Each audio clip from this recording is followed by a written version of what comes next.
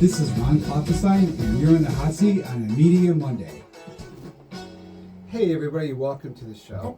This Saturday, hundreds of people are expected to rally on Onida Square to show their support and solidarity for members of the transgender community who are experiencing increasing discrimination, violence, and assault on their civil rights. So today we're welcoming a diverse panel of informed guests who are going to discuss this issue from various perspectives. We'll be joined later by Dr. Melissa Bartlett. She's a professor at Mohawk Valley Community College who'll be presenting From Biology to Identity, A Journey Beyond Chromosomes at the Unitarian Universalist Church next Monday. We'll also be talking to Damon. He's a transgendered man who'll be at the rally on Saturday. But first, Ace Morreale joins us. Ace is the founder of the Onida County Pride Coalition Alliance. Is it Coalition or Alliance? I got it wrong again. Onida County Pride Alliance, the organizer of Saturday's event. Ace, also you are being saluted as one of the outstanding women of 2025 by the YWCA of the Mohawk Valley. So welcome to the show. Welcome back. Thank you. Outstanding woman. Congratulations on that. Thank you. Really, I really mean that, because being someone who's gay, lived in this community my entire life, to see like someone younger, the next generation, which you are, the success that you've had and the way you've been embraced by so many like of these community organizations and to win these awards, it means a lot to me. It kind of feels like kind of the work that my generation did, it did kind of bring us a little bit forward. And I'm just really proud of you. So I want to say that. Thank you so much. Congrats. And I do appreciate you bringing up the generational aspects. I do feel like I'm kind of coming in on the backs of so many people before me, and so I always want to recognize Elaine Varga and so many Tim Ditfield and just even just the elders who have been in the community for so much longer than I have. Right. I hope I'm not one of the elders yet. But I was like, maybe I've been kind of brushed up with elderish against, That's so why I pointed away from you. You pointed away from me, right? So let me ask you now, what is this Onida County Pride Alliance Coalition? Big change now, 501c3, right? Yes. Non-profit. Yeah. What's all that about? So that's something that we have been building towards the past 2.5 years. We finally got our IRS designation. That means that we can now accept funding. Right now it's just and the funding will be you can write it off as the tax. Yes. Yeah. So it's the donations. Yeah. So people could donate to us and write it off in the taxes. We are tax exempt as well. Mm-hmm. So that way we can make sure that the money that we are getting is going exactly where it needs to go. Yep. And it's all official and all that good stuff. And another good thing about that, because I've been involved in groups and I've worked with groups to get their nonprofit, is that it kind of gives an organization kind of like the seal of approval by the IRS that you're legit, they have a board, that everything's on the up and up, and if you donate, that it's like the money will go to what it's supposed to go for. So yeah, it definitely is. That seal of approval is so important. It also allows us to enter into contracts with other organizations as well. Right. Yep. So it opens, even though it's a little bit more work, it opens a lot more doors and allows us to grow. Opportunities. Yes. I'm sure. Yeah. Well, I'm just really happy to hear that, and this progress you're making is phenomenal. So keep up the good work, and tell me about the trans rights rally that'll be happening this Saturday at noon on Onida Square in Utica. What are we doing? Yes, so this is going to be our second annual Trans Rights Rally. We do it in honor of Transgender Day of Visibility. It is a day to honor the transgender community as well as bring to light their struggles that they're going through, which in this current climate, as we all know, is increasing, feels like every day. Right. So it is supposed to be both the good and the bad of going on. Since we are focusing on trans rights, we are focusing on winning the struggles that are going on. What are the struggles that are going on? Oh yes, though we're lucky to be in New York State, we are seeing many states across the nation, as well as at the federal level, are attacking trans rights. We are seeing so what are some ways that they are? Yeah, we are seeing bills being proposed to try to limit gender expression, try to prevent people from identifying as who they are. We saw with Trump's executive order, he is now declaring that there are only 2 genders, which is not true. And we see top to bottom, people are trying to enforce these policies with various level of success, and that is very concerning. It's kind of hard, it feels like every time you research it, there's 10 more bills that you have to kind of sort through to understand all the different aspects that are being affected. What do you hope that people that come to the rally will get out of it? I hope that the people who come can see the community that supports the our trans siblings. Yeah. They see that right now in the news, it feels like we're just seeing all the attacks, and we're not seeing the support of the community, Right. and the fact that people don't like that our trans siblings are being attacked. Yeah. People, transgender people are our friends, neighbors, children's parents. Like, they're anyone in the community. Right. I identify as agender myself. That's why I use she or he pronouns. You're right. And so I fall under that umbrella myself, and it's just, we're just normal people trying to live our lives. And so I'm hoping with the hundreds of people that we're getting, shows that right. Utica is an accepting place despite anything, all the backlash that is going on, and to send a message to the people who are either on the fence or don't know what's going on, that Right. we should be supporting our trans siblings and Yeah. not attacking them. You know, and for people that have never been to a rally before or Mhm. protest, I go to a lot. You go to a lot. I cover a lot. It's really easy. All you do, like on Saturday at noon, just come down to Onida Square, park your car on the street. You know, at Dunkin' Donuts. It's closed now, so the parking lot's still there. You know, and just walk over. And really, you get to carry a sign. You just stand there, like with a big crowd of people, stand in the crowd and just show that you're one of the good guys. You know, you don't have to be out there to be the one. You don't necessarily have to speak. You certainly don't have to be the one. You don't have to have a sign. You don't have to do anything. But just being there shows like the world that you're standing up to hate. You know, so. But I want to talk to Damon now. Damon, you're one of the people. You're not sure if you're going to necessarily speak at the rally, but you're going to be at the rally. And I don't normally ask this of my guests, but what is your gender? I am male. You're a male. Yes. Yeah. And what was your gender at birth? At birth, I was female. So in your lifetime, you transitioned from female to male. Yes. When did you first realize, and what did you first realize growing up, where you felt like, the body that I have or given, and maybe the hormones I'm experiencing don't match what the gender that I know I really am? Is that a good way to say that? I'm trying to figure out, it must be, I can imagine, I think a lot of people. I think I understand what you're saying. Yeah, so why don't you go with that? So growing up, I did feel that something was off. Like, something just did not feel right inside of me. And I would always say, oh yeah, I have this little boy inside, but I just didn't know how to express myself per se. Yeah. Especially growing up in the 90s and everything else. It was kind of hard trying to come out and be who you wanted to be without being judged. So growing up in the 90s, did you like He-Man or did you like Barbie? Or did you like Transformers or I was more of an X-Men. Okay, so you like the action figure type stuff. Yeah. Did you like things that were traditionally female, or associated with female stuff? No, not at all. So how did you feel that something was off? For In what ways? for the simple fact that other girls around my age at the time, they were off doing their stuff, and I just kind of looked at it and was like, I don't feel like doing it. I'd rather go out and be with the guys and go play with the guys more than I did with the female. I related more with the guys than I did with the actual girls. So in terms of friend Friend-wise. relationships, you definitely were more like One of the those. guys, yeah. And They always saw me as one of the guys. And so how did you come to realize that it was more than that for you, that you really were one of the guys, or that you really should be one of the guys? I want to say it's been literally my whole life that just growing up, I knew that I didn't like how I looked. I didn't like how my body was and everything else. I just was disgusted with myself, basically. Yeah. And when I finally was like, you know what, I think transitioning would probably help me out a little bit. And then at 17, when I thought about it, I did talk to doctors and everything else, came home to my parents, and didn't go as well as I wanted it to.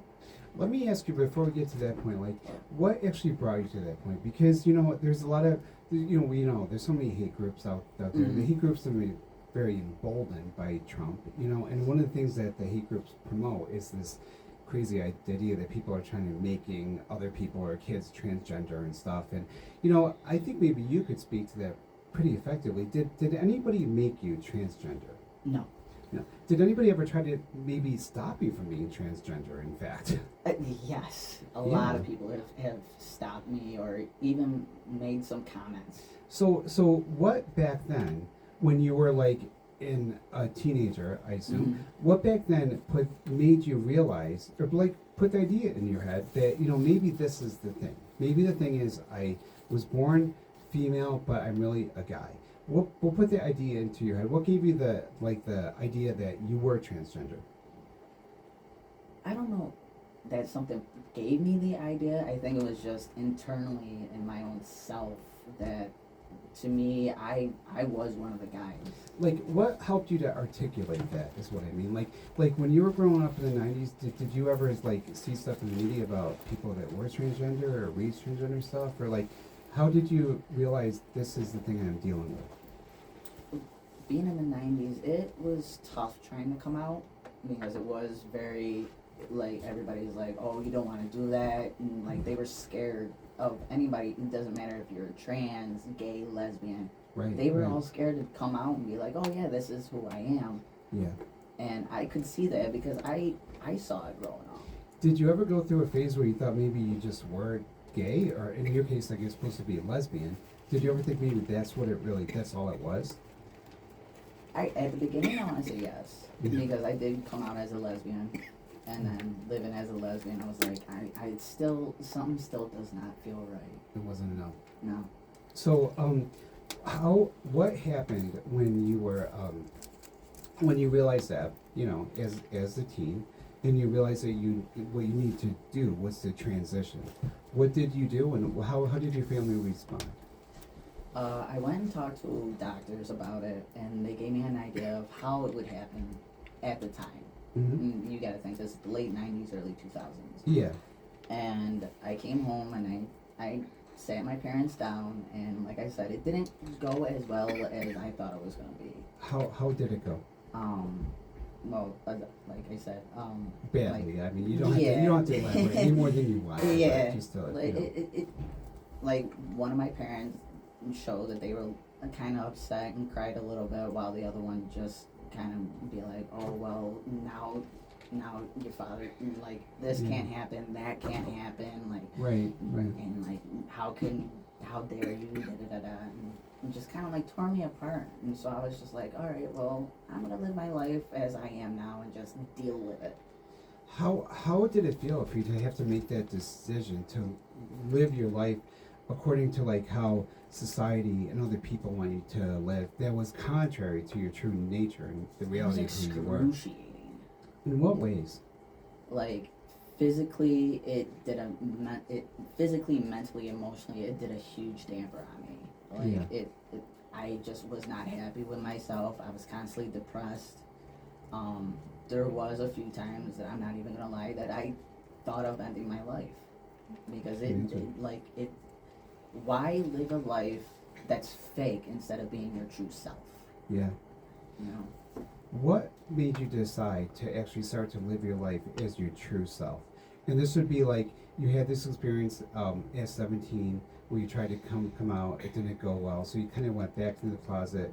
You lived as a lesbian, as an out lesbian. What made you decide that what you needed to do was really to live as an out transgendered man? What finally made me come to that decision is basically when my baby brother died. Seeing that and just hearing the voice of my father in the back of my head saying, if you get a chance to live your life, go do it. If you have a chance to go do something special with your life, go do it. Don't let anybody else ruin your life or run your life for you. And so after watching my baby brother die, and I was like, you know what? Life's short. You don't know when the end of your life is going to happen. You can be like all the way up to 101. Yeah. Or you can be like in your 20s, teens, not even, a newborn.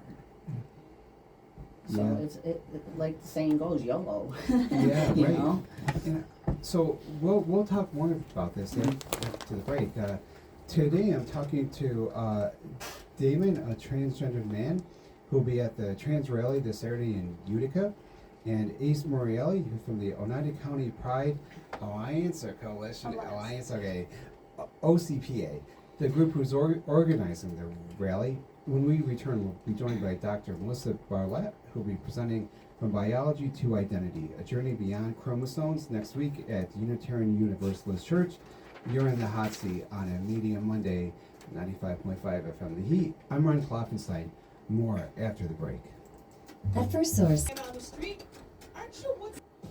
This is Ron Klopfenstein, and you're in the hot seat on a Media Monday.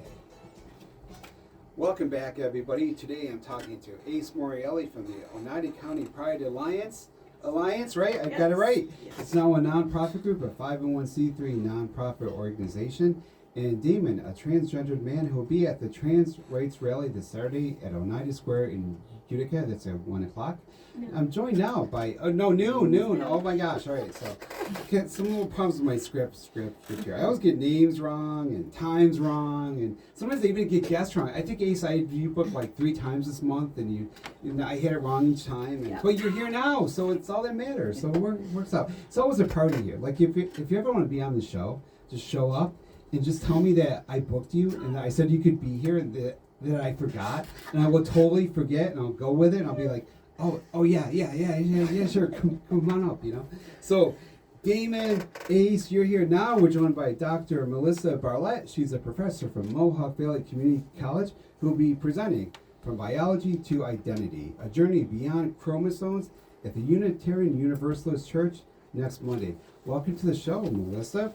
Hey, Ron. It's great to be here. So, what is this journey what is the journey you're talking about from biology to identity? What's the relationship and what happens in between? Well, so really the secret to this is that it has come to be what people think of as common knowledge, that the very basic biology of one single chromosome is then what makes every single person with exactly those chromosomes have all of the same body parts, the same hormones, and the same feeling about who they are in their brain. And the reality is that it's just not that simple. Is that while there are some differences in chromosomes, there's, first of all, more than just 2. What are chromosomes? So chromosomes are the DNA inside of all of our cells that eventually make us at least a part of who we are. They're the sort of starting blueprint that makes all the bits and pieces and chemicals and things like that. Although they don't all turn on and off exactly the same way. So just when you know your DNA, it does not mean you know exactly how a person is going to turn out. Oh, really? Because of like influences or? Absolutely. There's just as many environmental influences on things that change. And then once you are sort of a formed human, there's a lot of things that can change that don't necessarily relate to the DNA. So for example, the way our neurons connect in our brains, they all sit in the same places, but they fire in different ways, and that is not necessarily directly related to the DNA that started them. So what makes gender? So gender is actually what is gender? Gender is a very complex concept because it starts with the biology side, the part that changes the body by adding particular hormones to particular places. The hormones change how some of the cells are produced. They change how some things happen. But what gender really is it's how the brain perceives all of those things. And that's actually a complexity that I don't think science really has fully understood at this point in time. We've done some studies in different ways trying to look at brain imaging of different people, and you get a sense that things fire in different ways in folks who identify in different categories of gender, but it's still really something that I think is up in the air in terms of science getting it completely nailed down. So we don't know what makes someone's transgender. No, I don't think we have a specific way to identify that piece of somebody, and there are a lot of different factors that might be involved in it, but it is clear to people who study this and who are involved and who know people who are trans that it's not something that is also easily changeable. People in that situation are built that way, and they really are going to be who they are. You're built that way inside, they may not match how they're built outside. And in many cases, we don't even know exactly how they're built. We see an outside version of a baby when it first comes out, but we don't test their hormones. We don't Oh, look true. at their chromosomes. Most people have never had a full hormone panels done. Most people have never had their insides ultrasounded. Most people really don't know exactly how they're put together. What might they find if they had their insides ultrasound? Like, what might they find? So some of the things that people find upon doing something like this, so testes and ovaries start as the same piece in a newborn and a developing embryo. And some people who think they have testes find out they have ovaries instead. Oh, wow. Now, how does a person who's transgendered know that the inside that doesn't match the... If a person's transgendered and the inside doesn't match the outside, I'm simplifying here, but like if the inside doesn't match the outside, how do you make the determination that the outside is what should be changed to match the inside, as opposed to like in the past, in more repressive times, and I'm not saying this, and this is certainly bad, how do you decide to do that as opposed to just trying to change their inside, like maybe with their hormones or their like psychiatry to feel more like the gender that matches what's between their legs, if you know what I mean?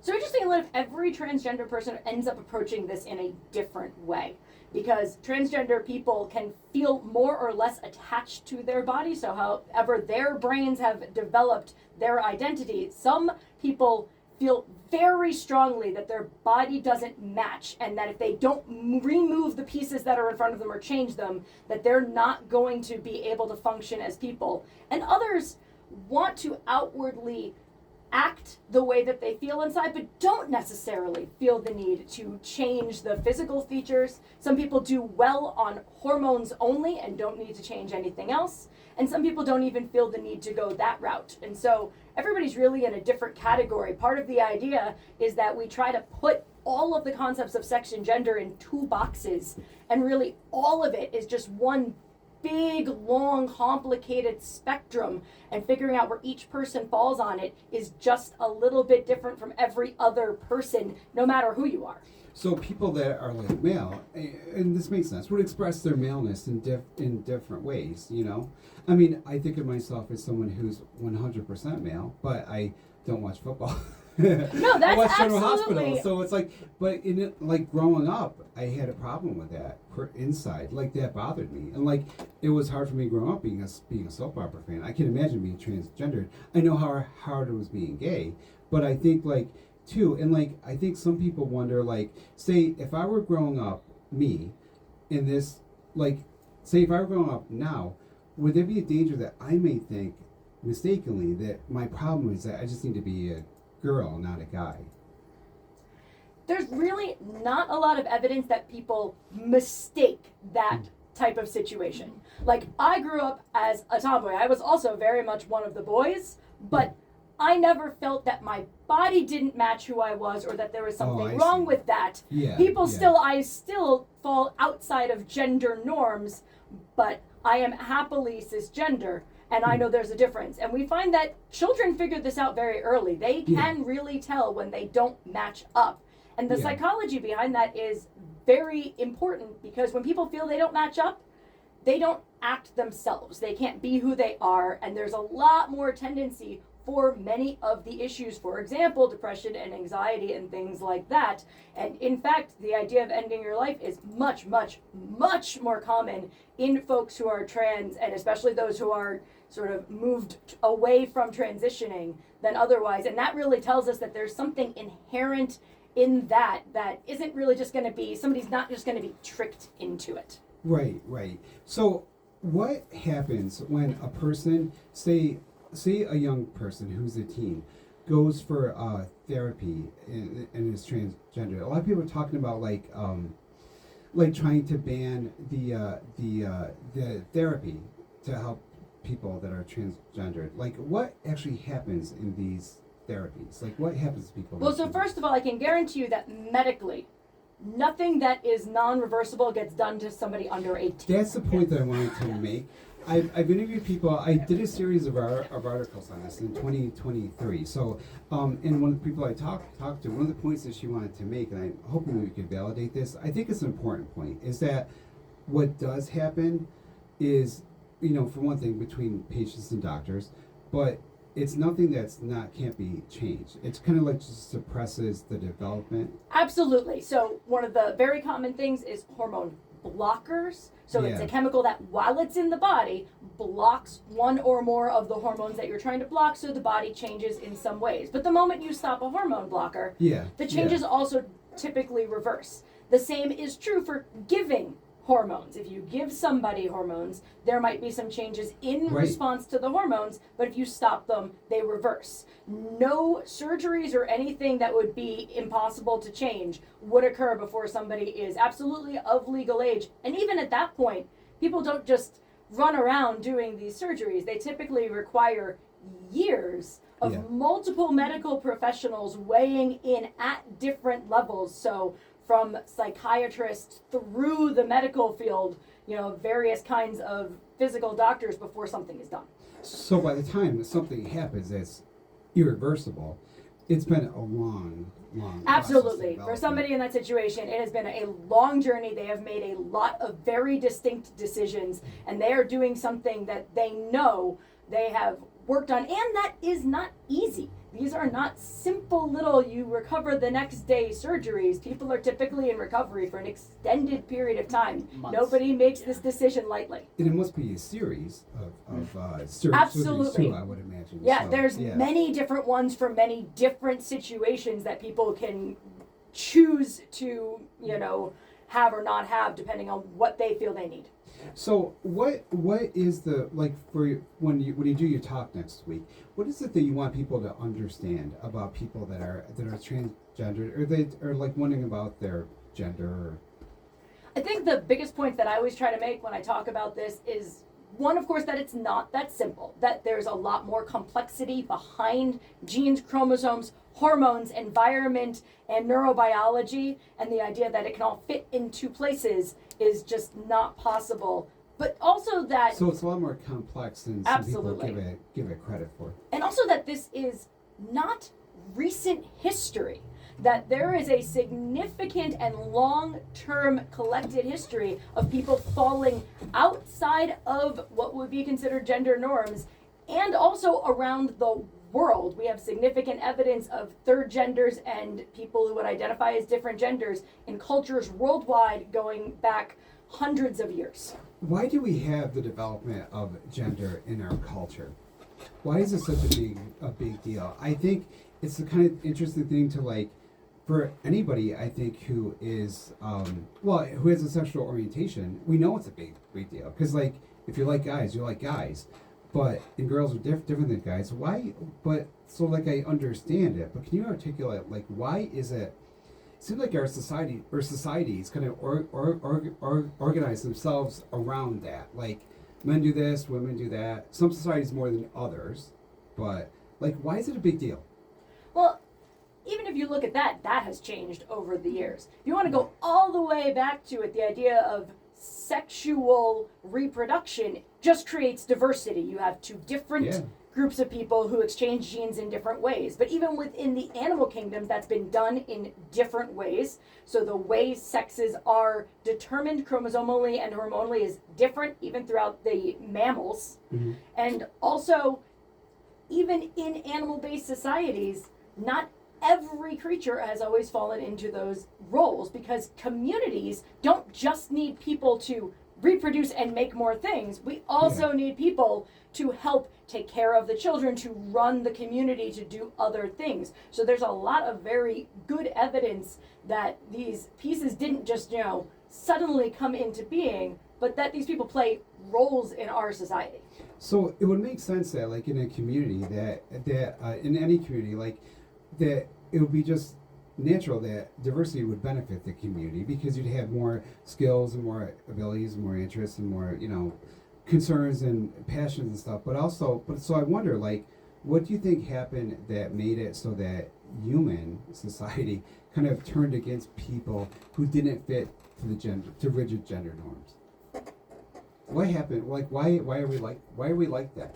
So I'm much more of a biologist than a sociologist or an Right. anthropologist. Yeah, maybe you could think to Yeah, the I'm third segment when we all talk about that, So you know? this does get bigger and bigger. But I wonder, like, there is a lot of yeah. us versus them mentality within human society, which I think tends to produce that, is people see a way to say, oh, we're different from them. And the natural inclination is, Yeah. well, surviving is we're all the same. But the reality of it, as you mentioned, is that actually diversity is better for surviving. And if we can get Yeah. past that sort of initial fear of, oh, that thing is a little bit strange, you Yeah. can see that having more of different is always better.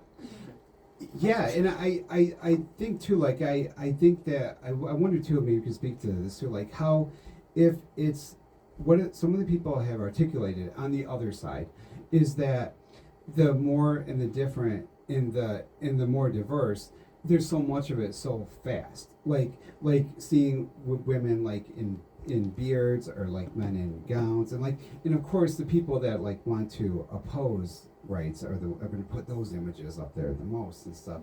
So I'm wondering, like, and we come back, we talk about this more, how would you speak to that? Like the people that may say, well, why is this a big deal all of a sudden? You know, as if it is all of a sudden. It's really not. But like, how would you respond to that? And also just more of like, why is our culture the way it is now about this issue, and like how can we improve things? And we'll talk more after the break. So today I'm talking to Dr. Melissa Barlett, who'll be presenting From Biology to Identity: A Journey Beyond Chromosomes at the Unitarian Universalist Church next Monday.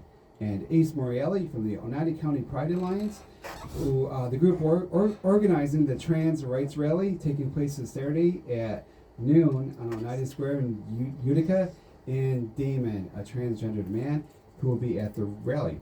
You're in the hot seat on a Media Monday. I'm Ron Klopfenstein. More after the break. This is Ron Klopfenstein, and you're in the hot seat on a Media Monday. Welcome back, everyone. On the next Hot Seat Media Monday, my guest will be Ridley Page AM. We'll be celebrating yacht rock and Gen X nostalgia. Then on April 7th, I'll be joined by Hamilton College professor Stephen Ellenson, who will be talking about the findings of a study on how COVID-19 impacted the refugee population. Then on April 14th, Rocco LaDuca returns to talk to me about the mob files in a series of articles in the Observer Dispatch about Utica's exciting history with the mafia. But today we're talking about the trans rights rally that's taking place this Saturday at noon on Onida Square in Utica. My guests are Ace Morreale from the Onida County Pride Alliance. They're going to organize it. And Damon is a transgendered man who'll be at the rally, maybe speaking, maybe not. We're also joined by Dr. Melissa Barlett, who will be presenting From Biology to Identity: A Journey Beyond Chromosomes at the Unitarian Church next Monday at 6 o'clock. So let's start with you, Ace. So the rally that's happening, before we went to break, I wondered, like, why is gender, like, I think all of us, a lot of people can understand, like, why gender is a thing, why it's a big thing. I think that, like, intuitively, we sort of get that, like, there's something about certain people that, like, that fit the gender that is appealing. Like, during the commercial, I was joking, like, about Joan Collins. Like, I grew up in the 90s. So, to me, Joan Collins is what women, the idealized female, and I grew up gay. So, like, I think of, like the soap opera men types, like, as the idealized man. I still kind of think that, and I obviously, understand that there is a need for diversity. Like, we need to have everybody, all kinds of things. But why do we, like, sort of, like, favor people who are, like, kind of, like, extremes in the gender? Is it because of, like, sexual attraction, or is it because we're socialized like that, or is it because the media tells us this is what a guy is, or what is gender, and why is it important? So yeah, there's a lot to go over Yeah, there. I really think about this stuff a lot. I saw this movie over the weekend called Magazine Dreams, and I really recommend that everybody see this, because it's about, like, what it is to be a guy and the pressures that guys have about, like, looks and muscle and all that stuff. So let's talk about that. As we were starting to delve into right before the break, Yeah. a lot of it is that socialization. It is the made-up constructs that in our society. Because if you look throughout time, throughout different cultures, what it means to be a man or a woman or even a different gender is changes between times. And because even if you look in our own history, just 100 or so years ago, it was expected that young boys wore dresses until they were old enough to like start wearing pants and cutting their hair and whatnot. Because that's just what infants did, because they're infants, is easier to change them, all that other stuff. Yeah, right. So things change over time, just naturally, without us even consciously doing it. And so what you're describing is like is a mixture of the socialization, what's going on in the culture at the time that you were raised. Well, like the founding fathers, like wearing wigs and makeup, and Exactly. we wouldn't find them attractive nowadays. Yeah, and, because heels were originally made for men, and then it jumped to be taller, like. to be taller and to ride horse stirrups better. Oh, I didn't know. And then it jumped to prostitutes because they thought it made prostitutes look better, and eventually respectable women would wear them. Oh. So you could look at, I think, almost Well, like that's any. pretty cool. I didn't know that. Yeah. You could look at like almost any quote unquote gendered thing and see that Right, it might not right. have always been that way. Yeah, yeah. But even so, it did kind of go that way. Like, you know, like we had Suzanne Summers in the 70s, and like I said, Joan Collins in the 90s, and like, you know, it does kind of, like, you know, I think kind of go that way. Why does it go that way? Like, why are breasts a female, other than biology, like, why are big breasts a female thing, and big muscles are a guy thing, and why is that so important? And I'm not saying it's bad, it's important. It's kind of important in a way to me too, I'm admitting. And like, I kind of want to know, like, why. Yeah, again, it's a lot of different things are going on there. Part of it is, especially in a modern culture, we are kind of pushing things more and more to the extreme. We're seeing with when you're describing with the big muscles and the bigger breasts, we're looking into like extreme regimens of bodybuilding, whether it's natural or not natural. Right. So if you even look at some movies from like the 90s, people kind of didn't look like that back then. Right. They had more That natural ideal bodies. has been amped up so much. Yeah. It's so hard to meet that Yeah, like ideal. you see Marvel movies, just how ripped these Oh, guys no, are. That's right. not like you have to Right. work out all day, every day to look like Yeah, that. And that's just right, not like a right. natural body build. Yeah. So yeah, you're definitely getting into more of the complicated, like society, Hollywood, how our culture kind of pushes those genders to the extreme Yeah. because we want to see like the pinnacle of what something is. Right. Oh, that would make and we sense. kind Like of the make kinda, that up as we yeah, go like along. kind of the extremist nature of someone who's like very, like what they would call a female grotesque or male grotesque, where it's exaggerated qualities and Yeah. stuff. So, Because if you look, like there's even times of culture, in some Asian cultures, they thought that a flatter chest was more flattering in a woman because a bigger chest meant that you were breastfeeding, and that Oh, was interesting. attractive. So it Wow. depends on what culture and time period Yeah. it just completely changes. oh wow, that's interesting. Like with the statue of David too, the penis is small. Like at the time, that was actually considered a better thing. Yeah, you And were it considered wouldn't be like that civilized. now, but like you're Yeah. civilized and not like, I don't know, earthy or whatever.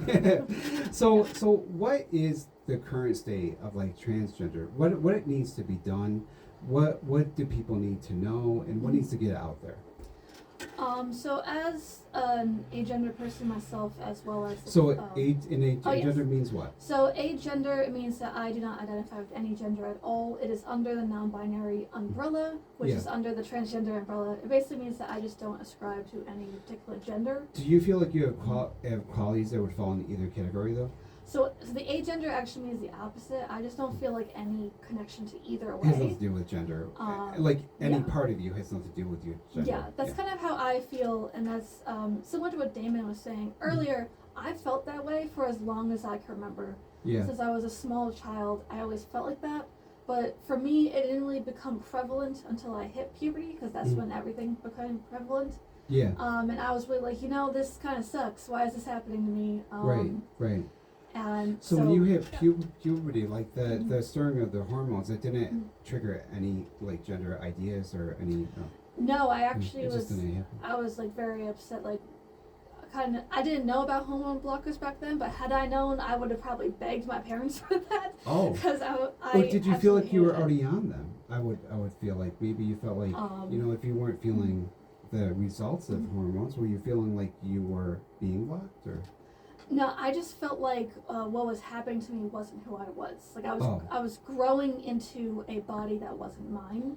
Like kind your of body what I that felt. was made for a gender and for like Yeah. sex and romance and stuff. I've and- heard some people describe it as almost like a body horror, and it Oh, yeah, kind of right. is because as a kid, in my mind, I was genderless. I was just a person, Well, and then I hit puberty, and all of a sudden it's like, oh my god, my body is changing in I ways that is horrifying. can and just imagine. yeah. Yeah. So almost Damon, like if you grew a cancer. So that's kind of how it felt to me. I would imagine so. And Damon, let me ask you about that because I think maybe as another guy, I would imagine like when I were a teenager, like how horrified I would be if I were growing breasts. Like even as a guy, like one thing as a guy you have to think about a lot, especially as you get older, is like to work out your chest so it doesn't get soft. So it's like that's like a primal fear that men have, So what was it like for you, like when you were actually not just like having trouble building muscle, but like your chest was developing into breasts? What was that like? I mean, Thankfully, for my end, they were small, yeah, so they didn't really grow as much as some people. Like everybody's different. yeah, Everybody's yeah. bodies change differently. Like things grow differently and whatnot. And as my top half was growing, I was like, man, I really hope they just stop. Yeah, and I'll they don't bet. get as big as normal female and everything else. Right, But right. other than that, I was more like, I'm hoping that my bottom grows out, but Yeah. that didn't happen, so it was just a nightmare. What was it like with clothes? Because like I was just this past weekend, like I like to go to Destiny to shop and stuff, and like if you walk into stores with like both, like Macy's has men's on the top, women's on the bottom, like or H&M's a favorite of mine. Like if you go into the wrong department, like the clothes are like starkly different. Like I can't like women's clothes are like really like sort of like light and stuff, and like it kind of like thought of it cringes me out. Like Yep. what was it like for you to have to wear like a bra? I mean, I stayed with the sports bras. Oh, if okay. I ever had to wear so it's like a real kind of like one, wearing like a spandex shirt, like yeah, a it's space. like so, yeah. kind of like a binder. Yeah, is what yeah. it felt like. Oh, And so yeah, it constantly just kept me somewhat flat. Yeah, So I was yeah. able to present. And so, did you feel like did you tend to lean towards? I think it's easier for someone who is a female to wear men's clothes like in society than the other way around. So like, did you lean toward like jeans and sweatshirts? And I've always hoodies and- been jeans, sweatshirts, sweatpants, anything loose fitting. Yeah. Like I didn't like to be constricted. Do you think that was a part of your gender identity? My Like- clothing. Yeah, like even back then. I'd say not really, but I would say looking at it now, probably a little bit. Yeah. How was your life different after you did if you have come out and started to live your life as what were some of the first steps you took to actually live as someone who was male, and how has your life different since then? Since I started, my life has been 100% a lot better being my true self than what I was trying to be, the person that society saw me as. Yeah. You know? And being your true self, and I recommend this to anybody and everybody, being your true self is better than listening to everybody else. You know yourself better than anybody else. Yeah. Listen to your gut, listen to your own self, because that is going to help you in the long run. If I could go off that round. Of course. Yeah. And Melissa, please jump in too. With this you guys are doing. Yeah, to go off a little bit Such about great the clothing thing, I was assigned female at birth, and I no longer identify as that. Growing up, my parents were very much like, you do have to dress like a girl. Mhm. But at 13, I put my hard foot down because that was the era of low-rise jeans, and I was not doing that. And so I started wearing men's clothing at the age of 13. I never went back. One of the biggest things that my parents didn't force, though, was that my hair was down to my waist. Yeah. And they said as long as I lived under their roof, I was going to have long hair down to my waist. So the day I turned 18, I shaved it off, and I never went back. And the thing the very first thing my friends said to me when they saw me with my haircut, they said, you look like yourself. And I think that something that people who are transphobic don't understand, that when a person finally feels like their gender, when they finally get to look how they identify, it's them. Yeah. That they are finally who they are. Yeah. And that's so I know for some, that glow. yeah, you can see them be themselves, and so clothing and hairstyle might not be the pinnacle of that, but it Right. definitely is how you express yourselves. It's how you present yourself to the world. So what would you say to people who would say, like, if you need to have medicine and psychology and even operations to accomplish becoming your true self, was it your true self all along? Or maybe you should have, like, gotten used to how your body was and gotten used to that. What would you say to them? Well, I would say there's a few things I would say, but one of the first things I'd probably say is. And I'm not agreeing with them. Yes, I just want to tee you up to, like, give you, so. I kind of have 2 points to that. The first is anyone who knew me pre social transition knew that I was not really much of a person. I was kind of dead inside, and I really became myself once I socially transitioned. Because anyone who knew me in school knew that I never said a word. I never did anything. I was quiet and had my head down, and I was very nice to people, but just checked out of life. Yeah. And then once I socially transitioned, I was who I am now.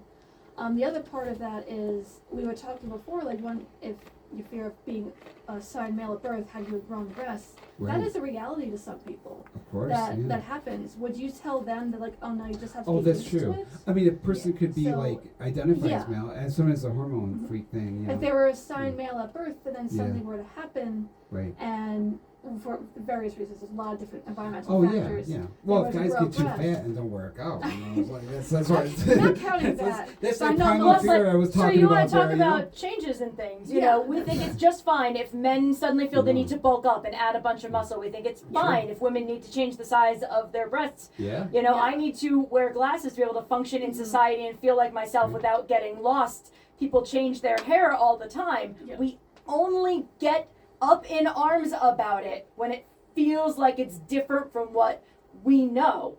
And Yeah. the fact of the matter is that there's not any way that these changes hurt somebody else or affect the way the rest of life is running. It allows a person at that moment to be a better, more functional member of our society and community. And I think that that's the biggest, most important part of this whole thing, is that why does it matter if somebody is looking a little bit different or feels the need to make a change to their body, which people do all the time, to be better at being who they are.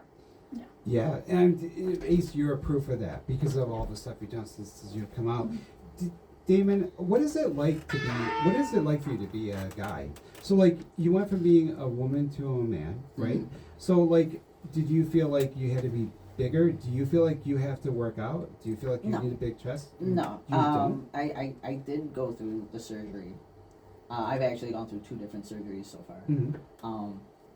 But growing up, I still acted how I felt inside, Yeah. and I just kept living my life. But the only downfall of it is that my outside just, to me, didn't feel right. Yeah. And Yeah. I just it just disgusted me, and it is just, Like any other guy in a female body would feel. yeah. I think a lot of times people that react badly to this almost imagine it as if, like, the government or society would force them to change their gender. But really, it's more like as if society was like, somebody said, you're a girl, and when you're not. Like, it's like, so it's kind of like people need to think, like, the way that they are themselves, that's what you are. Like, this is how you always were. Like, just, yeah. I've always been one of the guys growing up, Yeah. and that's how everybody perceived me, was one of the guys.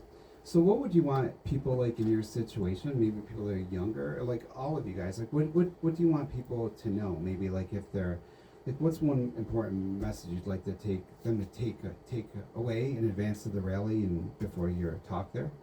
So what's one thing, like, say for someone in your situation, Damon, what do you want to tell them? Just be you. Like, don't listen to what the world is telling you to do with your body. Just, like I said, be your authentic self. Yeah. Good message. I would say for someone in my situation, it's okay to not know who you are quite yet. Sometimes, like, you might know that something feels off, but it takes a long time maybe to get to that point. Mm-hmm. I always knew that I was agender, but I never had the word for it. Yeah. So I guess the message to some extent, like, take your time to find out who you are. You do have the time, so it is okay for you to experiment, to explore, to study things, to just explore the world and to better understand yourself. I like that. Melissa, what's your message? You know, and I want to talk to the allies out there, because there's people who are helping everybody out, that it's okay not to know exactly what to do. It's okay to make mistakes. It's okay to be curious and ask some questions. And it's okay to learn more about this. You don't have to take the word of what you've sort of thought was always true. There's always more information. There's always more things to know. And there's so many fantastic transgender people in the world to meet. Yes. Yeah, and like I was gonna, another thing was, like, the people that are out there that are bashing us and everything, it's like, you're only going off of what you think is right and whatnot. You don't know what's going through our minds. You don't know what we're going through. Like, What are you going through? What does it feel like when you see this stuff in the news? it's scary. I'm not even gonna lie. Like, it does scare me, and a lot of my friends are scared. A lot of my brothers and sisters who are trans are scared. Like, it's hard, especially in these times now. It's really hard trying to be our authentic selves when we're being, like, gone after. Yeah. You know, and for being a transgendered person, all we're trying to do is just live our own life, have fun, be our true authentic selves. And, like, why are you trying to come after us when we're just being us, you know? Yeah. Well, Damon, I want to stop right there, because that's actually the best message. I think you're really courageous for doing this, and I think you're going to do. I think that a lot of people are hearing this now, and will hear this like in the podcast, video, and stuff. And the people, you're going to help more people than you even know, and down the road too. So thank you for this. It's very brave, and you did a really good thing here. So thank you. Thank you for having me. Yeah, and Melissa, Barla, thank you for you too. Ace, of course, you're always welcome here on the show, and Thank you for having me. yes, Absolutely, and glad to be for here. all of you, these kinds of discussions I think are so important, and I think it's important that people discuss it who have good intentions. That's what is often missing from these conversations. So I'm going to wrap things up here. This has been the Hot Seat on a Media Monday. I'm Ron Klopfenstein. I'll be back next week with another Hot Seat, and of course on Wednesday you'll find the video, podcast, and show notes at uticaphoenix.net/Media Monday. Now I'm going to kick things over to Jay Easy for the easy ride home.